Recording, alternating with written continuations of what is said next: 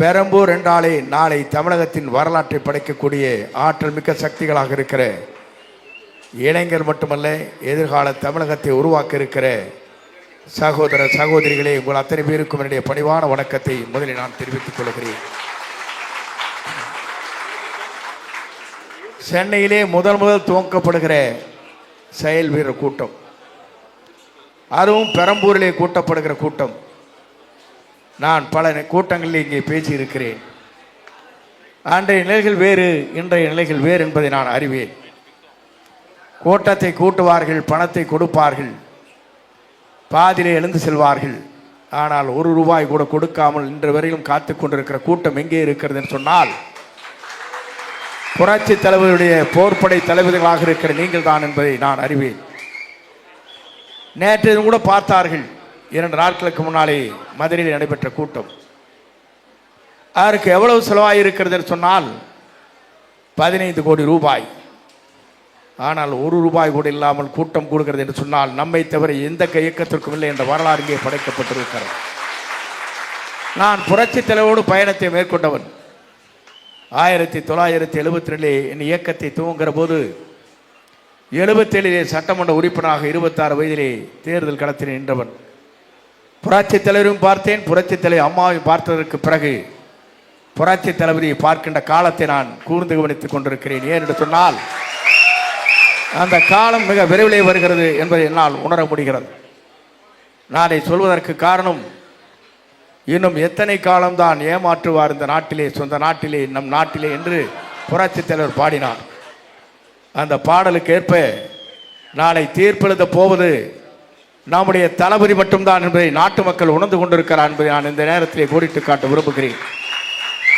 அதோடு மட்டுமல்ல, அவருடைய வரலாறுகளை பார்க்கின்ற போது ஜனநாயகத்தை முடித்தாலும் முடக்கப்பட்டாலும் ஜனநாயகத்தை காக்கின்ற ஒரே குரல் நம்முடைய தளபதியுடைய குரல் என்பதை நாட்டு மக்கள் உணர்வதற்கு காலம் மிக விரைவிலே இருக்கிறது என்பதை நான் இந்த நேரத்திலே சுட்டி காட்ட விரும்புகிறேன். ஏன் என்று சொன்னால், உங்களுடைய எழுச்சியும் உங்களுடைய வேகத்தையும் பார்க்கின்ற போது மணி 2 மணி ஆகிறது. பசி வந்தால் 10 பறந்து போய்விடும் என்பார்கள். பசியை பற்றி எங்களுக்கு கவலை இல்லை. புரட்சி தளபதியை தமிழ்நாட்டிலே முதலமைச்சராக உருவாக்கி காட்டும் என்ற சூழலை ஏற்று இங்கே பணியாற்றுகிற உங்களை அத்தனை பேரும் பார்க்கின்ற போது நாளை தமிழகம் மலரப்போகிறது. இங்கே எடுத்து சொன்னார்களே, பேருந்து நிலையத்தை பற்றி சொன்னார்கள், சாலை வரிசைகளை பற்றி சொன்னார்கள், தொழிலாளிகளை பற்றி சொன்னார்கள், நாட்டு மக்கள் இங்கே நடித்து போய் கொண்டிருக்கிற நிலையை இங்கே எடுத்து சொன்னார்கள். நாளை தமிழகம் மலரப்போகிறது. நாட்டு மக்களுடைய கண்ணீர் துடைக்கப்படுகிறது. போகிற காலம் மிக விரைவிலே இருக்கிறது. நீங்கள் கவலைப்பட தேவையில்லை. நான் தமிழ்நாட்டை பொறுத்தவரை இன்றைக்கு சொல்கிறேன், புரட்சி தலைவருக்கு அம்மாவுக்கு பிறகு தமிழ்நாட்டை ஆளுகிற சக்தி, ஒரே சக்தி நம்முடைய தளபதிக்கு மட்டும்தான் இருக்கிறது என்பதை நாம் மறந்துவிடக்கூடாது.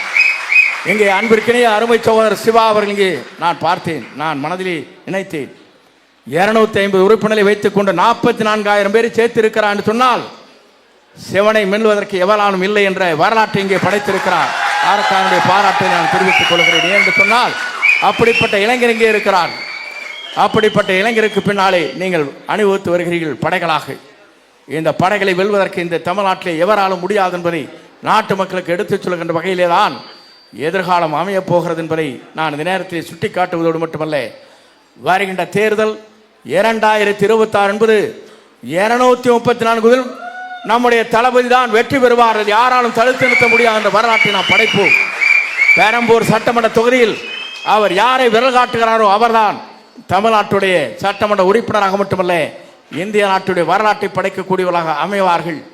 இந்த பெரம்பூர் தொகுதியில் நாளை எதிர்காலத்தில் நம்மை எதிர்த்து நிற்க அத்தனை பேரும் டெபாசிட் தொகையை இழப்பார் என்ற வரலாற்றை நாம் படைப்போம்.